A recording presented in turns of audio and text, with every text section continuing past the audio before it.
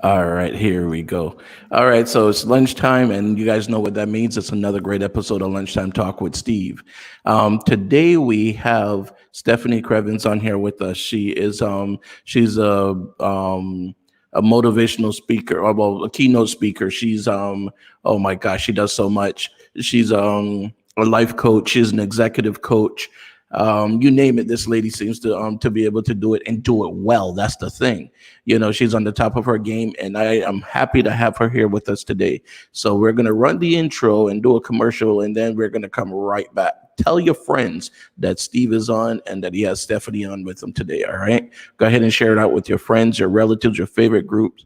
Hell, share it out with your enemies, the people you haven't talked to in a long time. Share it with everybody because they're going to enjoy this conversation. All right. We'll be right back with you. And we're going to talk to Stefanie then.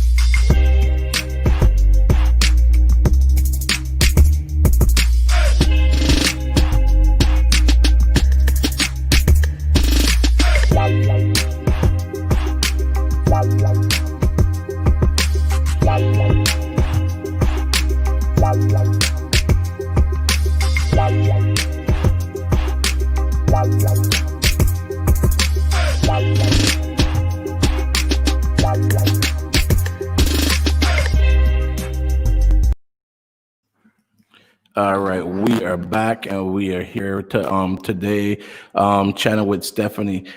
Give me just a second, Stefanie. Seems like my audio just gave me a crazy. All right, let's see. Can you hear me? I can hear you great. Yeah, it sounds a little funny, but I can hear you well. Does it sound crackly? No, I think it's cleared up now. Okay. Yeah. There was, for some reason, my audio started acting up just a moment ago. I had that issue yesterday, and I don't understand what it did, what it was that that did it. But so anyhow, so I'm glad to have you here on the show. Yes. Yeah, I'm like, okay, I'm ready to go. I'm anxious to have you on the show with me today. Okay. So first off, go ahead and introduce yourself to our viewers. Let them know who Stefanie is. And then you and I we're gonna just get into a conversation and go back and forth. All right. Yeah, that sounds good. Thanks for having me. Hey, my new friends listening here on the Lunchtime Talk with Steve show. My name is Stefanie Krievins. I'm based out of Indianapolis, and I'm an executive coach. I get to work with small business leaders across the country who are trying to do something really important and impactful in this world. And I get to be their guide, their Sherpa along the way, and with their leadership teams so that they can make more money, see better results, and at the end of the day, do something really, really important with their time and their life and their legacy. All right, perfect. And okay, so explain to me a little bit about an executive coach is. What is it that you do exactly with the executives?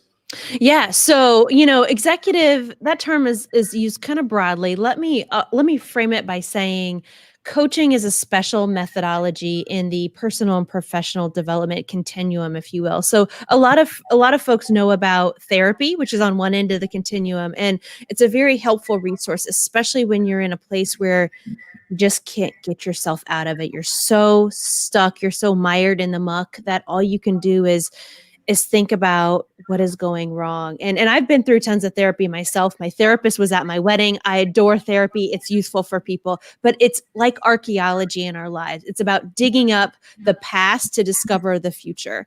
On the opposite end of that spectrum is coaching, which is all about architecture. It's all about designing your future so you can create the life that you want, the life that you deserve, and to make your dreams happen, right? A coach is never going to tell you that you're being unrealistic, because anything you want to create, you can absolutely create. So those are the two ends of the spectrums in terms of personal and professional development. There's training that fits in there as well. There are workshops that we can go to. There's different modalities there, but executive coaching is specifically when I work with a leader in a business. So you might have a CEO title, CFO, director of operations, vice president. That's usually what we mean by executive coaching. So executive coaching kind of combines your personal leadership presence, your self-management techniques with how you lead others. Business coaching is all about business strategy. So if you hear someone talk about being a business coach, they should focus first and foremost on business results before they focus on you as a leader. And then there's life coaching, which is all about your personal goals, your personal values, what's happening maybe in your personal relationships, the work that you're doing as a volunteer to make an impact in the world, whatever that is. But those are usually the three. I'm trying to stay on camera here. I think I'm kind of opposite here.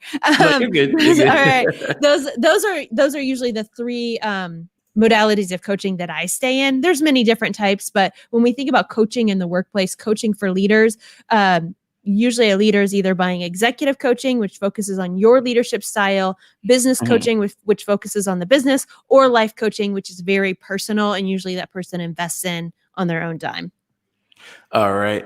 So, and do you work with entrepreneurs that are like maybe they haven't already started, they just have a concept, and you help them to bring that concept out, or you help them to get that idea out of their head, or how is it that how would you help out an entrepreneur or someone that's just now starting out? Yeah, a new entrepreneur. So yeah, absolutely, I help them. Coaching is an awesome resource to bring in at the beginning of the game to help you get clarity much more quickly. You can struggle through this stuff on your own. You can ask your friends who maybe owned a business once for their advice. That's not the same. A coaching is going to propel your progress forward. Now, if you're willing to pay for coaching, that's a test of whether or not you're all in, because I'm not cheap, because coaching is an investment, because you have to be willing to be all in on your success. So it's a great time to bring it in. But if you're going to pay for coaching, you got to make sure you're all in on making your business happen. I'm not trying to be flippant. It's just no, I hear you. It's an investment. It's an investment of time and talent and treasure. And so a coach is going to expedite your results, which is awesome. So if that's what you're looking for. So yeah, so I help business owners at that stage of the game. It's all about, what is your personal vision, mission, values? What kind of business do you want to create that's an extension of that? Chances are your business will have slightly different vision, mission, and values. And that's a good thing, because you are not your business. The longer you're in business, you have to separate yourself, your identities, from you as a human and you as a business owner or entrepreneur. And that's one of the things I always tell people too, especially, when they're first starting out. You invest thousands, tens of thousands of dollars in your business, whether it's a restaurant or whatever it is that you're doing. Yes. But then you don't put money into the things that matter, especially like coaching. If you don't have a mentor, someone that will do it for free, you need a coach. And the other thing is, when it comes to advertising, you need to advertise. If not, you're just the best kept secret. You may have the best food, but you're the best kept secret. So that's one of the things, and you're in Indiana. So the thing is, now with COVID and we're doing all these different things virtually, you're able to take clients from anywhere, correct? That's right. Yeah, I have clients from across the country. So a big city lawyer in New York City to a nonprofit executive director in Des Moines, Iowa to a leader in Louisville. I cover the entire country. They have people in Des Moines, Iowa. No, I'm just They joking. do. I know. God love them. God love them. That's so crazy because I remember when I went to Louisville, Kentucky. I've flown to a few different places for my job, and I got there, and what was so crazy is I went out in the middle of like nowhere, and I'm like, wow, this is like, to me, my mind was blown. I'm like, this is what the rest of the country looks like. This is like what the Midwest looks like. Yeah. And I was so shocked. I'm Well, like, wow. yeah. I'm gonna put Louisville in the South, but yeah, we look similar. Yeah. Yeah. And like Indiana. Indiana's nice. I like Indiana. I love it. Yes. Yeah, it's really cool. It's kind of you have your city areas and then you have your country areas. This is it's pretty cool. Yeah, yeah. We're like a So series of small towns, really. Everybody knows everybody, so it works. so tell me about some of the life coach. How does that work? Yeah, so life coaching is a slightly different process, just in that if you're paying for it personally, we don't have accountability to your employer. And Mhm, so there's less meetings. The pressure is a little intense, but with life coaching, we're really going to talk about your dreams, your aspirations, your goals. What do you want to make happen? Because too many people in our lives are busy telling us that we dream too big, we want too much, that we're overachievers and we need to slow down. And the people that I work with want to make something really important happen, right? Like we're the ones that think everyone else thinks we're a little bit crazy with what we want to change in the world. And as mhm. your life coach, I'm going to tell you, you're not crazy, but you need to take massive action if you want to make it happen. So let's get clear on what that action is so that you can change the world. I'm not going to ask you to save the world. I'm going to say you need to change your part of the world that you're called to. We all have a purpose. And if you're sitting in my life coach chair, I'm going to teach you how to stand up for yourself, to get really clear on what you're here to do, and then go and do it. And and that's the thing because I believe it was Steve Jobs, and I could be wrong, but I think it was Steve Jobs that said the ones that are crazy enough to think that they can change the world are actually the ones that do. That's And right. and that's what I tell people, especially young kids, when I'm speaking to young kids at the schools and different things. I tell them all the time, if you really think you can do it, do it. Don't let anybody tell you. If someone tells you you can't do it, that's because they're thinking too small. That's right. That's right. And the Yeah. limitations that our friends provide us as resources, we need our friends, we need our families, we need people to love us. But when you disrupt your life, by default, you're disrupting your relationship with them. They're Mhm. trying to keep your relationship whole. They don't want you to Mm. go out too far because that risks their relationship with you. And of course, they can't say that, they can't articulate it because we're human beings, but that's really what's happening. And they present it as, I have your best interests at heart. And what it ends up being is just, well, you shouldn't really do that because then how are we going to hang out on Friday night? And, how are you going to be there to help me to mow my grass if you're out trying to save the world? Like, I need you to for my things too. Oh no, you went muted.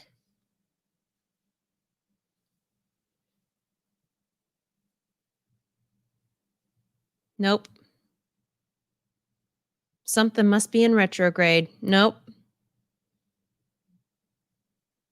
You better get it fixed. I'm going to start singing. Nope. There you are. No, you're gone. All right, let's see now. How about the cable for my Yeti? I don't know. Mm, Because I started getting that hum yesterday, and now today I'm getting a little bit of problems, so I think it could be that. I don't know. yeah. But yeah, so I think I don't know if you're picking me up from this or from the Yeti, but either way. Um, but I think like going back to what we were saying, when people say I have your best interests at heart, I think maybe they just have their best interests at heart, and they know that they depend on you, or and because I always believe that um, as we get older, we need to change our circle. I'm not Mm, saying we have to leave our friends and we have to forget about our friends and all these different things, but we have to change our circle. If we stay the same and we stay where we are, then we're not going to progress in life. That's right.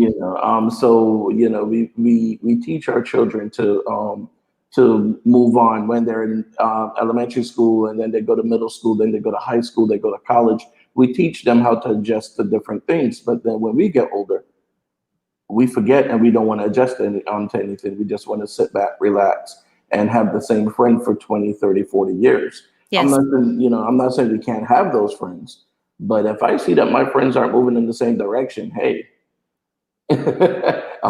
I'm just saying. I did an episode a couple weeks ago. I don't know if you saw it, where I said sometimes you have to fire your friends, you know, and I Yeah. believe that that's what we need to do sometimes. Yes. Fire Yeah. fire them and hire new friends.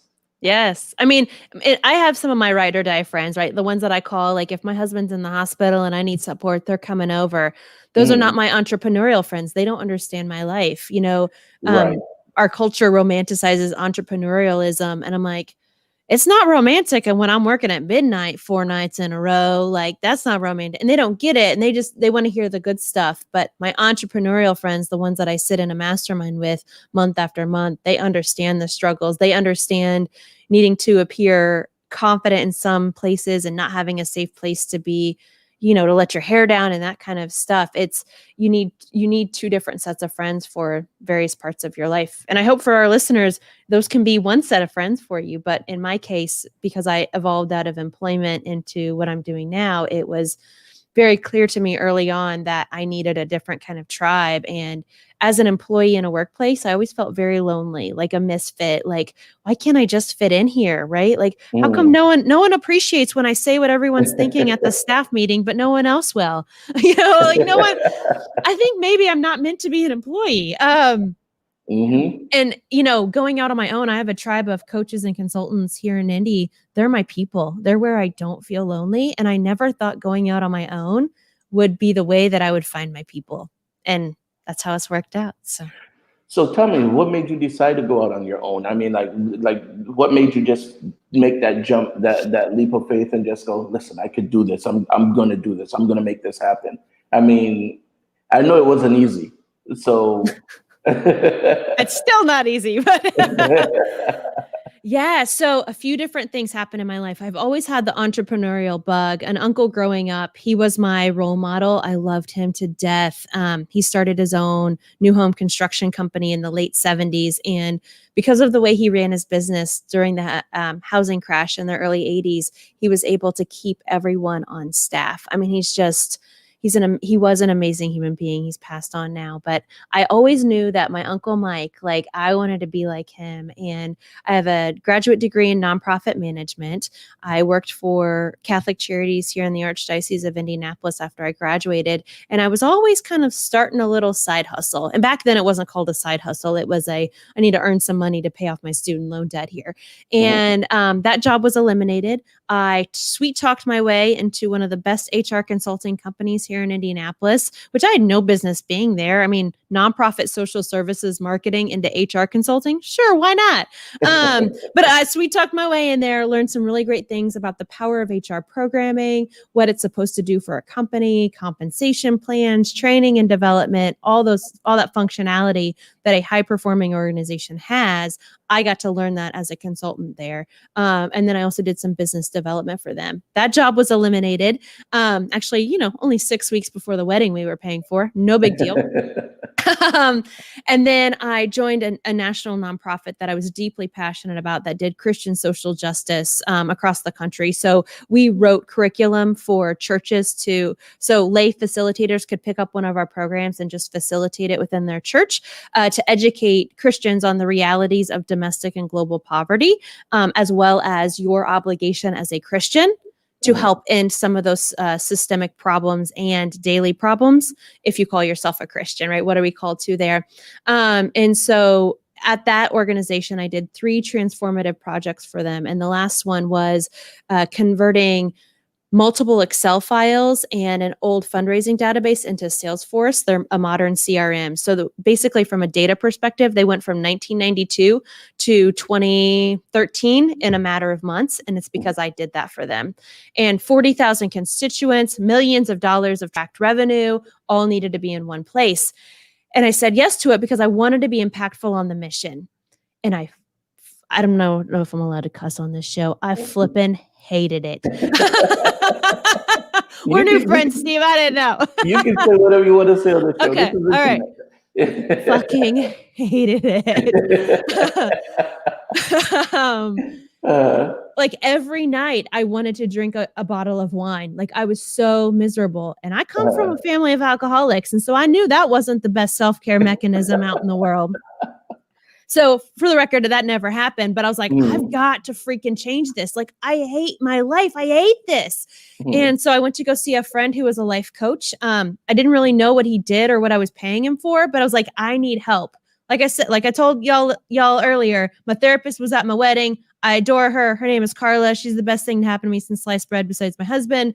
Like, that was one resource. That's not what I needed. And he was a life coach. And I was like, help me figure out why I'm so frustrated. And within 3 sessions, he got me brave enough to say to myself, because I knew it all along, I couldn't articulate it, I never want to work for anyone ever again. I have a vision that I want to bring alive in my lifetime for myself. I don't know what that vision is, but I'm going to make one happen. I'll figure that out later as I go. Number 2 is I'm not a team player. Like whatever this definition of team playing and politicking that we're expected to do as an employee, like screw that, because it's horseshit and it accomplishes nothing and I can't do it. Like I physically cannot do it. And I don't want to learn that skill. And then the third was I want to become a coach, because coaches get to offer new perspectives. They get to ask people powerful questions. They get to be curious and they're valued for it, versus when I say what everyone's thinking at the staff meeting, but no one else will say out loud except for me, I get the, did she really just do that? I was like, yeah. I know. I know exactly how you feel. That's what's so crazy. It's like, I know how you feel. Trust me. Awesome. Oh, I want to hear about that too. I can tell we're siblings from another mother. I can tell that already. Right? Because it's like growing up, I've always felt like, okay, there's got to be something better than working for someone. I always look at it this way: if you're paying me X amount of dollars, you're probably making 10 times that amount off of my services. Why can't I do that? I mean, and I always feel like if you hire me to do a job, then obviously I have the skills to do that job. I have the ability to do that job, and I have the ability to make money for you. So it's like I'm keeping your business afloat, but I'm afraid to jump to do it for myself. It's so crazy. It's like, and I've always had that feeling like, I don't know. And there was a DJ on the radio, talk show host on the radio down here. He was syndicated all throughout the U.S. Michael Baisden, and he always said, "Do what's easy, do what's hard when things are easy." So it's like he would say, "Start your business when you have a job," and that's what made me decide to really start doing the talk show and different things like that, because I really want to start. I would love to be able to do this full time. So one of the other things is people always call me about their business. And they would always call me up, Steve, how do I do this? How do I do that? And I would have the answer. And if I don't have the answer, I'd find the answer for them. And I got tired of seeing people making money off of the advice I give them. And I'm like, but wait a second, you didn't give me a check. You didn't. I helped you to just go out there and generate, $5,000-$10,000 in a week or in a month. Can I get 10%? I mean, 2%, 1%? Yeah. How about a cheeseburger lunch at McDonald's? It's on the dollar menu. You can at least do that. Yes. So it's like, so I'm at that point in my life now that and I hate to use the buzzword that everyone's using, but I'm at the point in my life where I'm pivoting a little bit now, so I can change, just somehow help people and generate income for myself. I'm tired of giving away my services. So that's why I understand what you're saying. And then I was always that guy that was in the team meeting that everyone's thinking, the boss says, we're going to come to work on Saturday. And everyone's thinking, oh my God, I don't want to work on Saturday. Can't we just work one hour extra a day and we can do the same job? But no one says it. And as soon as I say, well, can't we just work 1 hour extra a day instead of coming in on Saturday? Everyone's like, oh my God, I can't believe you said that. Mm-hmm. Mm-hmm. Dude, you were thinking it. Yeah. Yes. Yes. Yes. Yes. Yes. Yeah. So everything you're saying, I'm thinking to myself, yep, I heard it. I know it. You know, Yes. but I think that one of the things that we have to do um as a society, we really have to start to, like I said, my show all the time, we are brothers keepers, Yeah. and we have to help each other. We have to reach out and help each other. That doesn't mean that you help me and I don't help you. If you help me and I make money, I should pay you for your service, or give you a service for free because I know that it's going to come back later on, whatever. But we have to help each other out, and I feel that that's one of the main things for a coach, but I want to come back and talk to you about something else. I'm going to take a quick commercial break, but I do want to come back and talk to you about something else because, we see all these different things going on in society today. And I want to talk to you about some of those. I would like to be able to find out what you would say to some of these executives. There was a story that I just read this morning. I don't know if you saw it with some of the black franchisees suing McDonald's. Oh, So, yes. Yeah. so we'll come back and talk about that in just a moment, okay? Yeah. Yeah. You got it. All right. Let me tell you about CCTV RX. With over 30 years in the security industry here in South Florida, they have proven themselves to be the first choice when it comes to security professionals. So whether you're trying to secure your home or your business, there's no other choice. Give them a call today for a free estimate.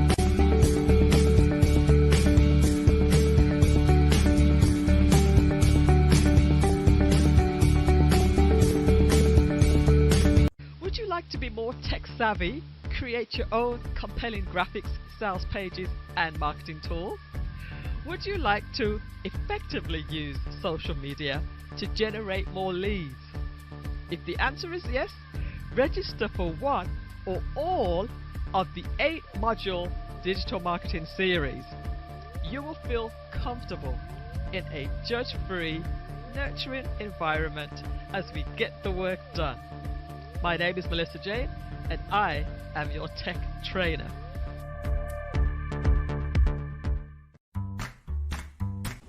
If your car could talk, it would say call Krievins Car Detailing Service. It's mobile and they can come to you no matter where you are in Broward County.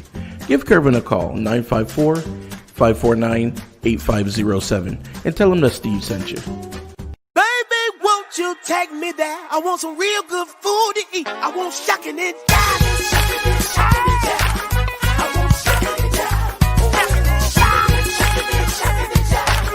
I want shucking and jiving. Well, I know I got what you want. I know you like that dive shrimp. My southern fish and them geechee grits. My granddaddy make you have a fit. I try to give you all of my best. I do it straight from the heart. Cook it straight from the soul. Come on now. Straight from the soul. Yeah. Straight from the soul.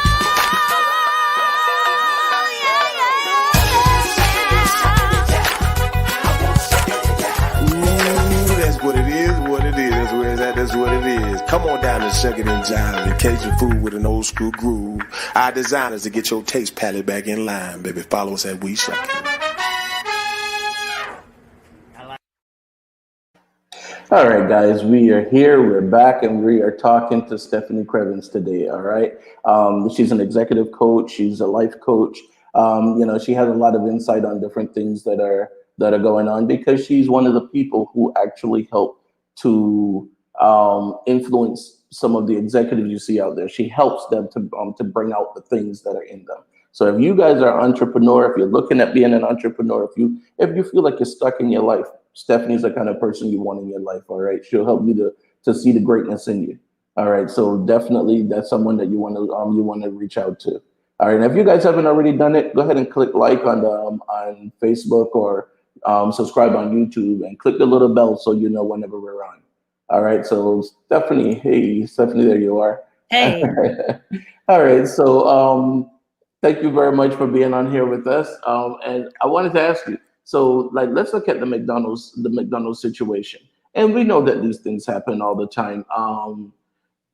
You know, what would you say to an executive at McDonald's or Burger King? Well, Burger King hasn't been included in this, so I'm going to leave them out. But let's just say McDonald's. What would you say to an executive at McDonald's after reading the article where they were sued by Black franchisees for putting them in substandard areas and pretty much setting them up for failure? Yeah, so for folks who've not seen the article, a little background. So for decades now, the data coming out on franchises that are owned by Blacks at McDonald's, they tend to have much worse business, or not as successful, not as profitable margins and revenues as white franchisees. Sorry, and so the data is pretty damning based on what I've read in popular news outlets. So I do want to preface my opinion with, I'm not associated with McDonald's in any kind of way. This is my outside opinion, and I will add the layer of, my calling in this world is to be a bridge between those who have and those who don't have. I grew up in a very economically poor household. My mother has a GED. It was also very dysfunctional. My dad left when I was 5. He was an alcoholic, left the state so he didn't have to pay child support.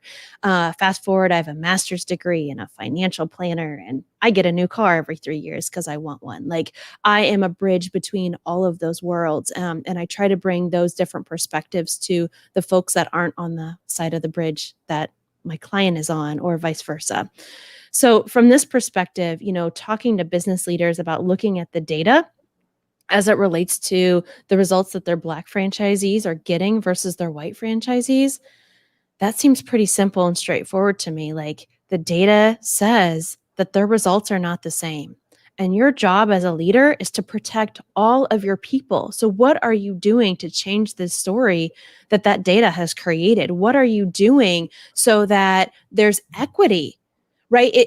There's so much that goes into these types of situations, both historical and point in time, that create these situations. Clearly, McDonald's has not been dealing with it for decades. And so that's your job, is to ask why. Why is this happening? And what will we do about this so that all of our franchisees can share in the same level of success as it makes sense?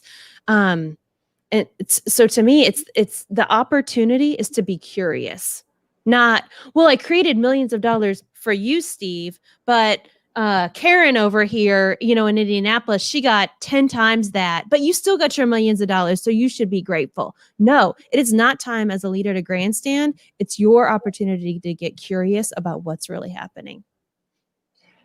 True. Well said. I mean, I don't have anything else to add to that. Sometimes I feel like my job is to state the obvious, but I know it's not as obvious to some folks. But there's no clear answer. There's no like, this is the absolute right answer, the right path forward. This is an opportunity to ask better questions, because what the data is telling us that we're doing is creating vast inequity, and that as human beings should not be okay. And and that's the thing. I mean, like you said, sometimes you state the obvious, but it's not what you're saying, it's who's saying it. Yeah, That makes a difference, because and we see it like now with the Black Lives Matter movement. We've been saying it for years, and no one paid attention. White people come on board and start marching with us, and they're saying it, and it's like, oh my God, really? Hold on a second. But that's the thing, though. That's why we need to unite, because everyone does. To be honest, every Black person doesn't follow the Black Lives Matter movement, and every white person isn't jumping on the police bandwagon. So it's like, so we have to stand firm in whatever it is that we believe, because we have to. If we don't stand firm in what we believe, then we can't complain when the other side gets what they want. And it's almost like voting. I mean, if I don't vote for my candidate, I can't complain when the other candidate wins. Right. I would vote. Right. What am I complaining about? Who am I complaining about? Because I'm part of the problem in that case. I think that one of the other issues that we find is that just like, for example, we see when it came down to it for the women getting equal pay for equal job, that was great. Everyone stood behind it. But black men still aren't being paid equally for jobs that they're doing with their white counterparts. Right. So, black women now are covered under that bill. So that's one thing. But it's like, I'm still left out in the cold without a blanket. Well, when you look at the data, there's a day in August where we just had it a couple weeks ago where that's the date that Black women have to work to in order to earn as much. Oh, I'm going to get this wrong. I'm going to butcher this. But it's basically some date in August that Black women have to work to. That's what they earn. Oh, shoot. We're going to have to look this up because this is going to drive me nuts. But it's because the pay inequity is so strong. Basically, I think I'm going to say this right. Black women have to work all of 2019 and up to a certain date of 2020 in order to earn all of what a white dude earned in 2019. I may have butchered that because I'm not, but that's so screwed. Like, that's so wrong. And that's clearly a systemic issue. And instead, we think that it can be fixed with the daily charitable acts when there are clearly systemic problems that need law changes, that need corporate accountability at a new kind of level, that the political power is not there yet to make it happen. And we just had a news anchor that quit her job. I mean, like, literally, she didn't do it. She didn't quit on air, but down here in South Florida, she quit. I mean, she was on the air that Saturday morning, and then Saturday afternoon, it's like you're seeing on her Facebook page, she had a video where she goes, "I can't do this anymore. I've been working in the news industry for like 16 years." And she said she's seen people come in that came in as interns. She trained them, and they went on to be promoted above her. And she quit because of that, because she just got tired of seeing these people moving up. And her gripe was mostly men that were doing it. She didn't say black or white or anything else, but and I've seen people that on that same station that moved up, and she was still doing the Saturday and Sunday morning where these other people were moving up. And yes, some were black, some were white, but and she's a black woman. But the thing is, it's like we see it and we don't realize it when we see it, because it's so well hidden that we don't realize it. And just like, for example, like you were saying, you have that idea that you always wanted to work for someone else, and you always want to work for yourself. You didn't want to work for someone else. Then that could be the excuse that that boss would use to keep you in a certain position. Well, Stephanie's not really showing initiative, but Bob is, so that's why I promoted Bob over Stephanie. And you're like, well, wait a second, I do more than Bob. Yeah, well, then it's your attitude, Oh, yeah. No, let's be clear. I oftentimes got pitched as competition to the top leader because I took so much initiative, because I'm so smart, because I'm capable of so much. It was, you need to back down. Like, you don't get to challenge the CEO. And I'm like, yeah, I do.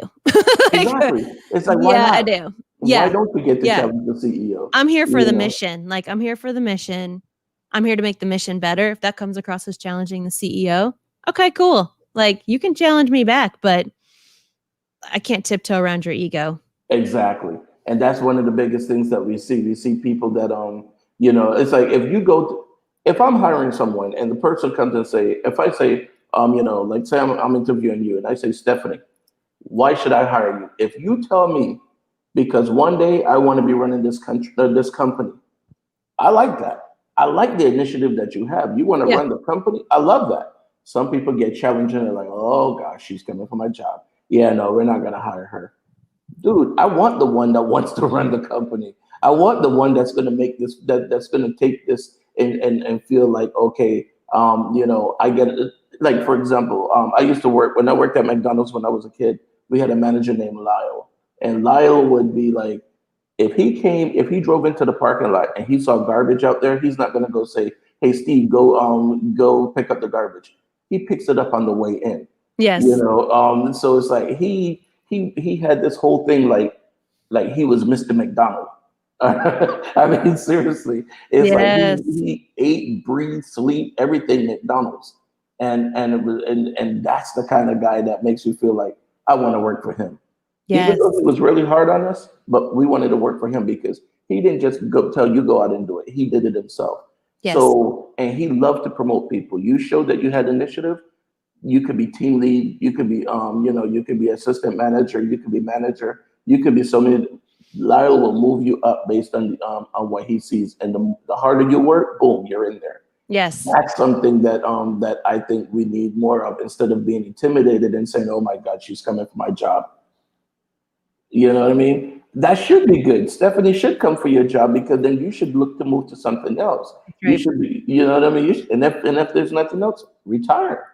Let me sit on my yacht and let Stephanie run the business. How about that? That's what I'm talking about. Word. Let's see. Energy in the Black community would be much better expanded, in my opinion. Organizing groups, raising funds, and grooming politicians, writing bills, etc., than protests. I'm not sure how to pronounce the person's name, so I can't call them by name.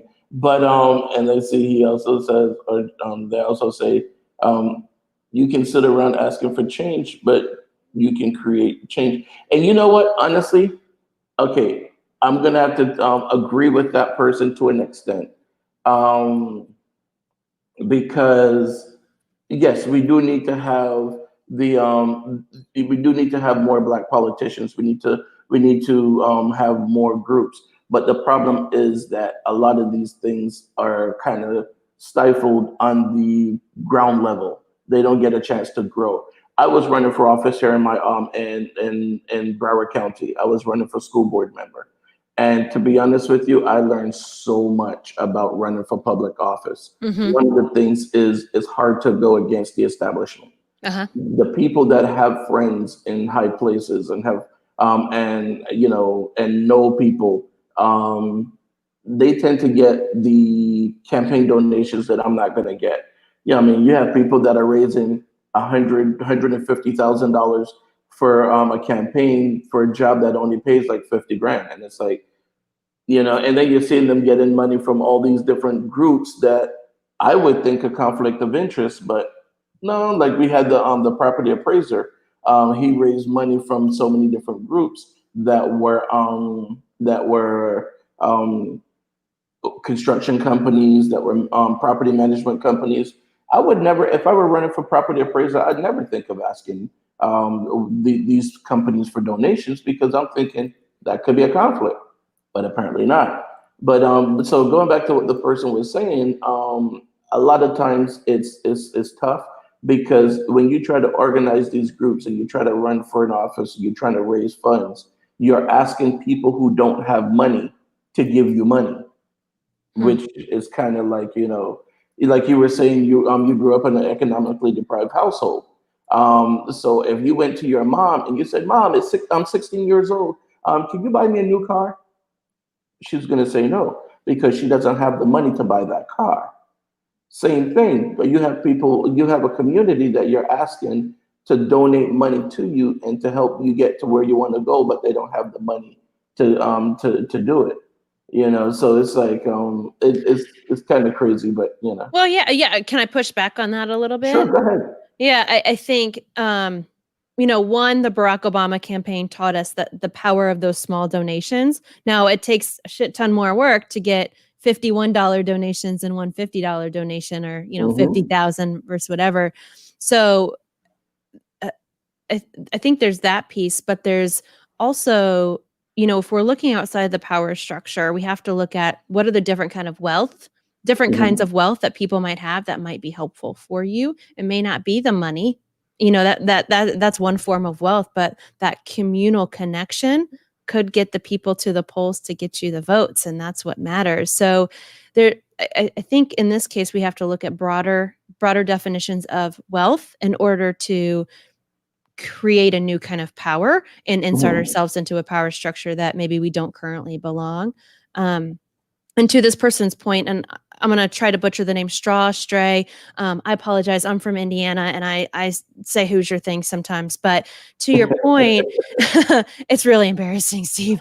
But to your point, buddy, it's not either or. I think it's both and. All of these gifts are needed in order for systemic change to happen. We need protesters. We need more Black politicians. We need more groups doing community organizing. We need more people on our side writing the bills that we support. We need more of all of that. It's not either or. It's both and. It's always both and. And so I don't think of it as separate activities. I think of, what is your charism? What is the way that you're supposed to change the world? Go do that. I'm not meant to be a protester, but when I lost my foster children to an inept, unjust system, and now they're sentenced to a life of poverty because their birth mother's rights were more important than their rights to have a safe and stable childhood, I use my voice to testify in front of our House of Representatives. That's how I'm meant to change the world, because I was given this very articulate mouth, unfortunately / fortunately. I'm not meant to protest. I'm not meant to yell. I'm meant to use my education and my power and my presence and my words and my experiences to create change that way. So I think when we demonize one form of change over the other, we create division in our community, and we need to unite through power, not say, no, that's the most ineffective way, do it my way. You need to do what you're called to do and let that person do what they're called to do. And and the thing is too, like when I see, like when I hear things that are said by politicians and by different people, and sometimes they're like, oh, well, that's a Black problem or whatever. You know what's so crazy is, no, it's not. It's a people problem. It's not just a Black problem. Yes, we Because, belong to each other. We belong to each other. If one is hurting, we're all hurting. Like, empathy will change the world. Sorry, Steve, I'm gonna get on my soapbox now because it's just no. But the thing is, I was reading another article with a guy named Robert DeBose, I think his name is, and he did 37 years in prison for a crime he didn't commit. Yep. And this is a white guy, so it's not just the Black guy that does this kind of time in prison. And when I started thinking about it, I'm like, wait a second, okay, I'm 50. He did 37 years in prison for a crime he didn't commit. That means he went to prison when I was 13. I was in middle school when he went to prison. And I started thinking all the things I've done since then. And I'm like, wow. Yep. I mean, seriously, for a crime he did not commit. He was probably poor. If anybody's familiar with Brian Stevenson's work in Just Mercy, it's more damning to be poor and Black and poor, or poor and white, than it is to be rich and guilty in this country, the way our justice system is set up. So I'm not shocked, only because I've done that research with you. Like, it's that system brings tears to my eyes. It's the terrible things that happen to human beings in that system, and mostly because they're economically poor. And then when you add on the label of having brown skin, what we do is a travesty. I'm looking at the other comment that the same person made, and I don't know how to pronounce the person's name. Maybe they could text us a phonetic spelling of their name, so we'll know. I agree, but anything is better than nothing. But there's only X number of energy, so it has to be used efficiently and intelligently. Protest tends to, it exerts spent up energy. But here's the thing, though. A lot of times protest sometimes, like Stefanie just said, is one person's way of getting out what's built up inside. That's their way of expressing it. Everyone is not going to be able to go and speak in front of Congress. Everyone's not going to be able to to speak to a politician. But they can go out there with their science. Now the problem is, when we see these infiltrators that come in and they start trouble, and then it's blamed on the protest or the protest organizers. That's an issue, because now it's like, oh my God, the protesters did this. No, the protesters didn't do that. And we saw that the other day with the guy in I don't remember where he was. The 17-year-old kid with the 17-year-old guy with the gun that shot the two people. In Kenosha, Wisconsin. Yeah, Yep, he was even from Kenosha. that state. So it's like that goes to prove that there are people that are coming in from out of state. Here in Miami, when we had protests, Black Lives Matter protests in Miami and in Broward County, the majority of people that got arrested for vandalism and for destroying property were not even residents of the state of Florida. These people were coming from other states. So it's like you come down here with the intent of doing what? Because we have a lot of peaceful protests, but Mhm. then we also have a lot of people that come in to make it seem like the protest is not peaceful. So but going back to what they were saying is yes, the protest is needed because I do feel like it's needed because like you said, Stephanie, everyone's not gonna have the same way to express themselves. He said, in other words, if someone is angry, let them punch a bag for an hour. Now they're so tired of being angry. Nothing has been resolved other than energy. Okay, but that's not the thing, though. I mean, I think a lot of times what it is that people see life differently. Like I have a lot of white friends, and when we have conversations, especially about race and about things with the police and stuff like that, their first thing is, well, the person must have done something wrong because the cops won't pull you over for nothing.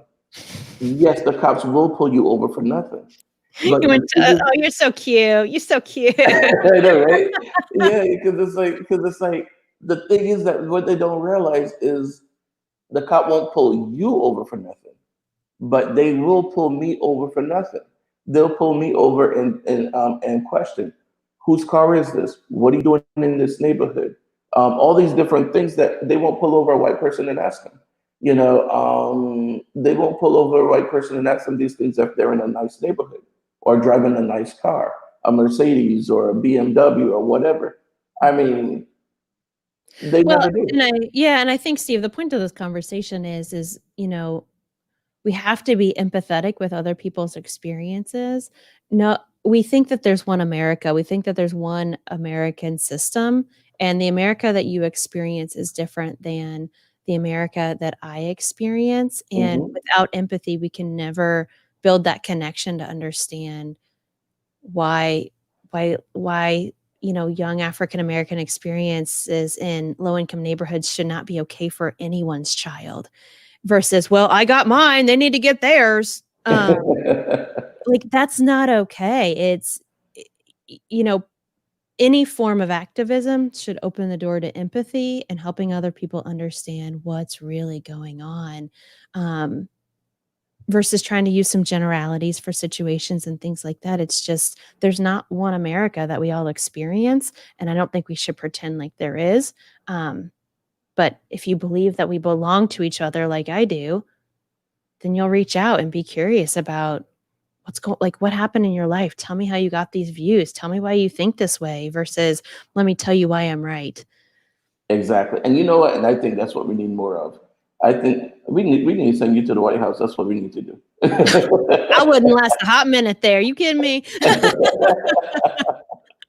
They say I was right. I was pulled over for nothing too. I was pulled over for a license plate light being out. Okay, but that's the difference. That's not nothing. I mean, when I say nothing, I'm talking about just pull you over just to ask you, what are you doing in this neighborhood? Not because your license plate is out. Your light is out. Okay, I was asked where I was coming from. None of their business. Cops are not service people. Okay, but again, that's a little bit different. But I do have to run, so Yep. I'm gonna definitely have to have you back on the show again because I enjoy having a conversation with you. Um, Thank you. but my whole thing now is to try to keep it under 1 hour so that I can put it on YouTube. On not YouTube. What do you call that one? Instagram. Got it. Because Got it. if it's even 1 second over an hour, Instagram doesn't allow you to do it. Got it. Well, we got to wrap up soon though, so we can get Yeah, it on the definitely. gram. Exactly. We have 2 minutes and 20 seconds left. That's But right. But Stephanie, thank you very much. I really do appreciate you being on, and we will definitely have you back again. I enjoyed the conversation, and there's still a lot more that you and I need to chat about on the air so that we can, just get people into a little bit more unity. So what we can do about uniting this country a little bit. Yes, I love it. We'll at least start with uniting some people, then we'll see how far we can get. Yeah, there we go. That's what I'm talking about. I love it. Thank you so much, Steve. I appreciate it. Thanks, Great Stephanie. conversation. I appreciate you being on the show. All right. All right. You have a good one. You too. All right. Bye. Hey guys. All right. So we just spoke with Stephanie. Awesome conversation. Awesome conversation.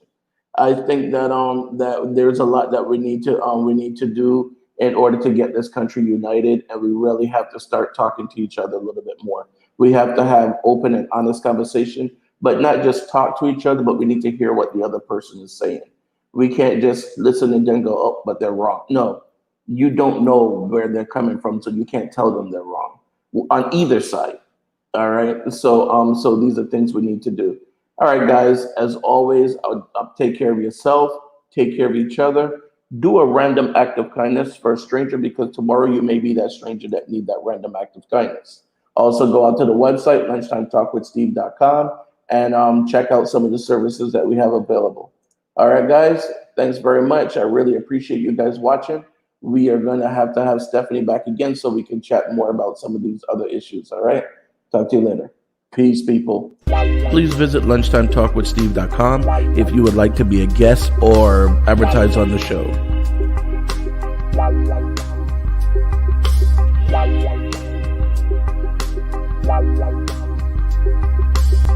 If you're interested in any of the products or services you saw on the show today, or if you would like to be a guest on the show, please visit our website, lunchtimetalkwithsteve.com. Thank you.